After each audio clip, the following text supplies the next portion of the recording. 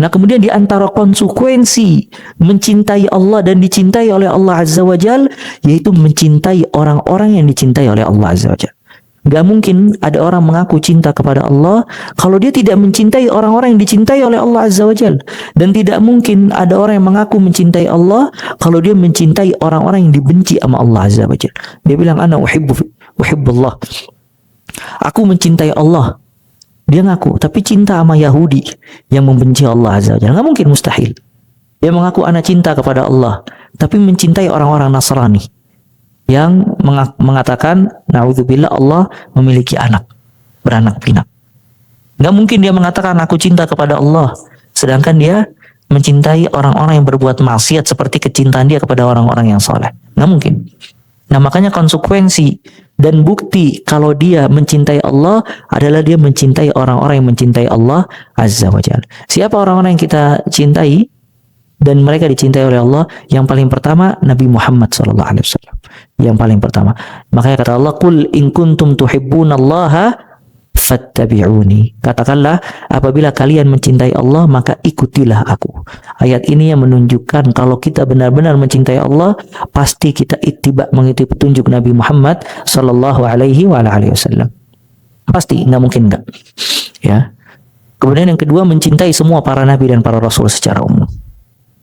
Kemudian yang ketiga, kita mencintai keluarga Nabi Muhammad sallallahu alaihi wasallam. Kita mencintai istri-istrinya, ibunda kita.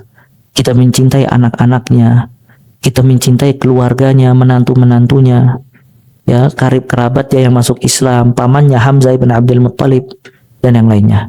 Kemudian kita mencintai sahabat-sahabatnya. Semua sahabat-sahabat Nabi yang pertama kali masuk Islam, 10 orang yang dijanjikan surga oleh Allah Azza wa Jal, dan yang paling utama adalah Abu Bakar radhiyallahu taala an. Kemudian kita juga mencintai muhajirin, orang-orang yang hijrah, mencintai kaum Ansar dan seterusnya. Semua sahabat-sahabat Nabi kita mencintainya. Kemudian kita juga mencintai orang-orang soleh yang memang berada di atas jalan Allah Azza wa Jalla, istiqamah. Dan yang paling besar, yang paling teratas di antara orang-orang soleh adalah para ulama dan ahli ilmu. Nah, semua kita cintai. Ya. Makanya kata Allah Azza wa Jalla, "Walladzina ja'u min ba'dihim yaquluna rabbana ighfir lana dzunubana wa li ikhwanina alladzina sabaquna bil iman." Dan orang-orang yang datang setelahnya, mereka berkata, "Ya Allah, ampunilah dosa kita dan dosa orang-orang yang mendahului kita dalam keimanan. Wa la taj'al fi qulubina ghillan lil ladzina amanu." Jangan kau jadikan di dalam hati kita ada kebencian dan permusuhan kepada orang-orang yang beriman. Ibnu Rajab rahimahullah mengatakan, afdalul a'mal, amalan yang paling besar, izalatus syahna fil qalb, menghilangkan kebencian di dalam hati.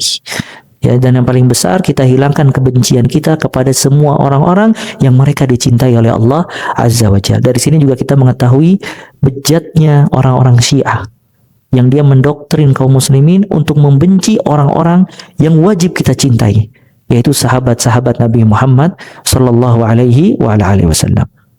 Bisa dipahami ini ya.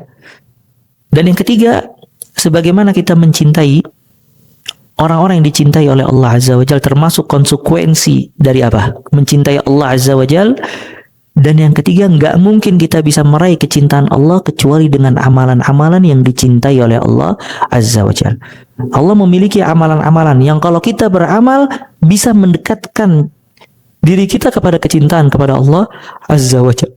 Ibnu Qayyim menyebutkan ada 10 amalan yang dapat mendekatkan diri kita kepada kecintaan kepada Allah Azza wa Jalla. Cuma nggak bisa kita sebutkan semuanya, kita sebutkan di antaranya. Yang pertama ya ikhwah, di antara amalan yang dicintai oleh Allah Azza wa Jalla, mengerjakan semua perkara yang wajib. Mengerjakan semua perkara yang wajib. Semua yang wajib lebih dicintai oleh Allah Azza wa Jalla. Ya, semua yang wajib lebih dicintai oleh Allah Azza wa Jalla.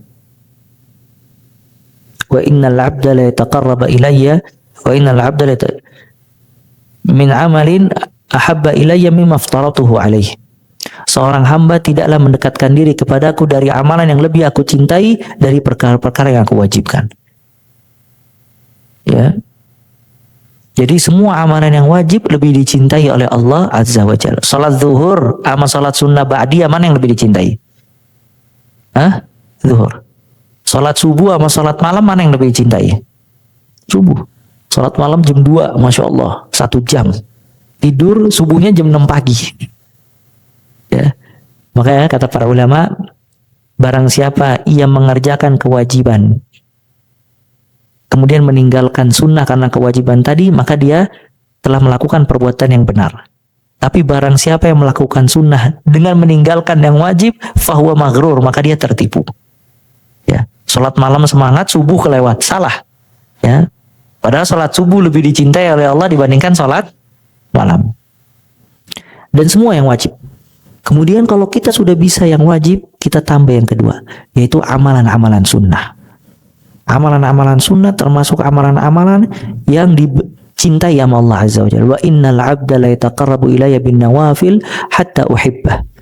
Hamba-hambaku lebih dekat lagi kepadaku dengan amalan-amalan sunnah sampai aku benar-benar mencintainya.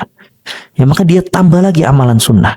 Kalau dia udah puasa Ramadan, dia tambah puasa sunnah. Kalau dia sudah sholat wajib, dia tambah sholat sunnah. Terus dia jaga seperti itu. Ya. Kemudian di antara amalan-amalan yang dicintai oleh Allah, berzikir kepada Allah Azza wa Jalla, mengingat Allah. Dia banyak berzikir. Ya, lisannya selalu basah berzikir dengan Allah Azza wa Jalla.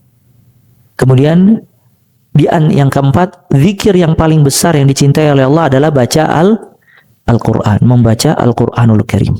Maka dia baca. Dan ya ikhwah, ana nasihatkan, jangan sampai kita tidak memiliki hafalan sama sekali. Kita harus punya hafalan walaupun juz ammah. Karena nggak mungkin hati kita bisa mencintai Allah kalau kosong dari hafalan-hafalan Al-Quranul Karim. Ya. Semakin banyak kita membaca Al-Quran, maka semakin banyak kita meraih kecintaan Allah Azza wa Jalla. Kemudian juga di antara amalan-amalan yang mencintai Allah adalah bertaubat kepada Allah Subhanahu wa Ta'ala.